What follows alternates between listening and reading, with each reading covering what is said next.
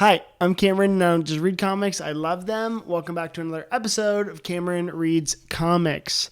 On today's episode, I'm going to be talking about Titans by Tom Taylor. Here we go. I don't know if you can hop into this one blind. There are two events that made this book happen. First one was Tom Taylor's Nightwing run.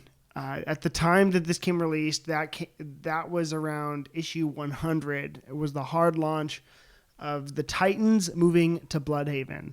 This book was so popular that they basically just decided to give Tom Taylor all of DC's legacy characters. The other book that made this happen was Dark Crisis on Infinite Earths by Joshua Williamson and Daniel Sampere.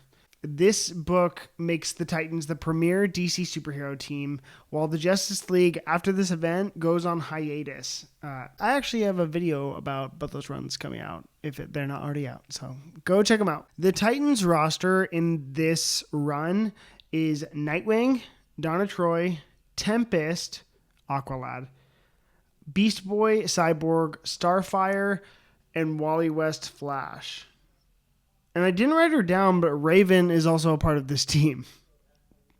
So the run opens up with an event where the Titans team that we know have to solve Flash's murder that happens in the future.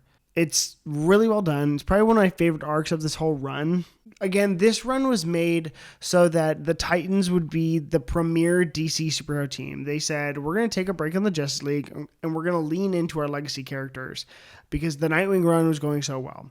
So the first arc of that has to do with the classic Titans team that are written by Marv Wolfman and George Perez. I think Tom Taylor was trying to do a love letter to Wolfman and Perez in this series in the same way that he was trying to do a love letter to Chuck Dixon and Scott McDaniel in his Nightwing run.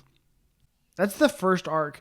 And the resolution of that leads into the Beast World event. Beast World, at the time it was released, was a weekly event book. So it was an 8-issue series, and it had to do with Beast Boy basically trying to defeat Starro the Conqueror by becoming Starro the Conqueror.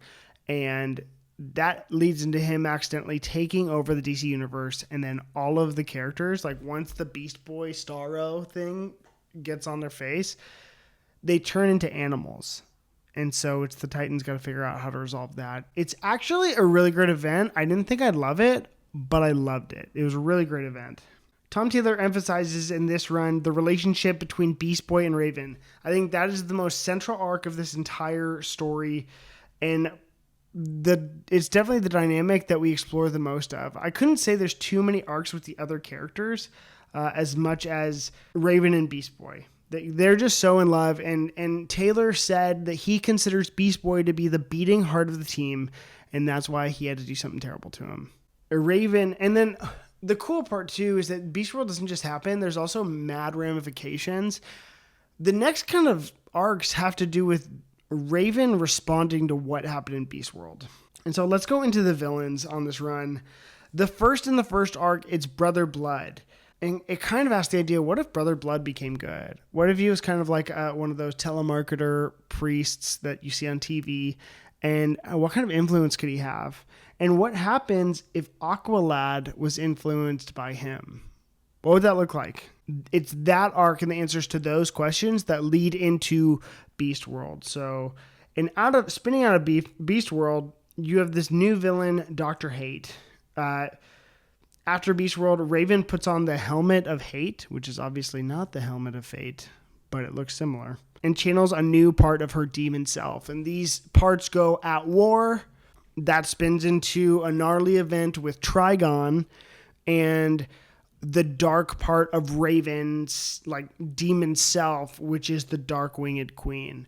And I'd say that arc, like the whole Dr. Hate, Dark Winged Queen, was my favorite part of this entire run because it was just really cool to see Raven and Trigon go at it. I haven't read too many Raven and Trigon stories, so that one was just super good. I really thought the way that played out was amazing. And that's really kind of like where the run goes. You know, we go in through there, and then we got to where we're at now at the time of this recording, which is going to be the DC All-In stuff. So I don't know who's taking over the Titans after that, but this is where we're leaving it. Okay, so for the art, in the first arc going into Beast World, we have Nicola Scott, and I freaking love Nicola Scott. This is not the first time I believe her and Tom Taylor have worked together.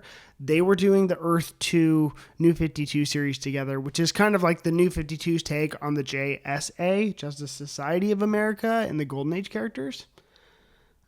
Unfortunately, it didn't last very long with her. She was only on partially through Beast World, and then after that, Lucas Meyer took over the book. The art she did do was for the first third of the series, and it was absolutely amazing. I love Nicola Scott. I loved her art. Her pencils are gorgeous, and her look for each of the Titans was amazing. It felt so classic. It felt very George Perez.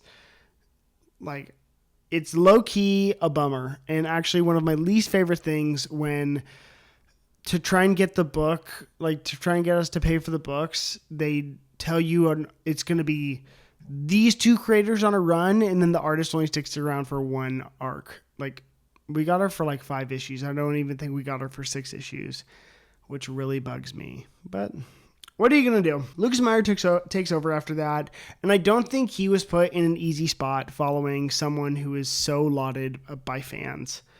He did most of the run. He did a fine job, but it's a hard transition, and it's not a reflection of him. It is just coming on the heels of one of the best.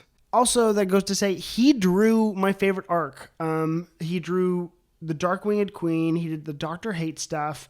And I think he did a great job with all of these characters. And he also did a great job drawing Trigon, which is one of the highest praises I can give because I think it's so easy to make Trigon look like a cheesy character. But he was able to do it very exceptionally well. And so now for the rating. I am giving this run a 6.8 out of 10.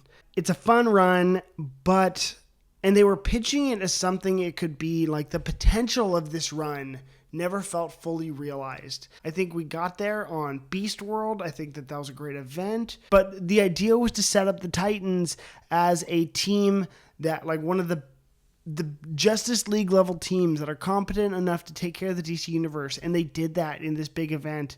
And then I feel like that all just kind of deflated after Dark Crisis on Infinite Earths was over. They kind of just lost their steam and momentum, and I don't know if they got it back. And so I think it ended up abruptly. And I'm not saying this because I didn't like the book.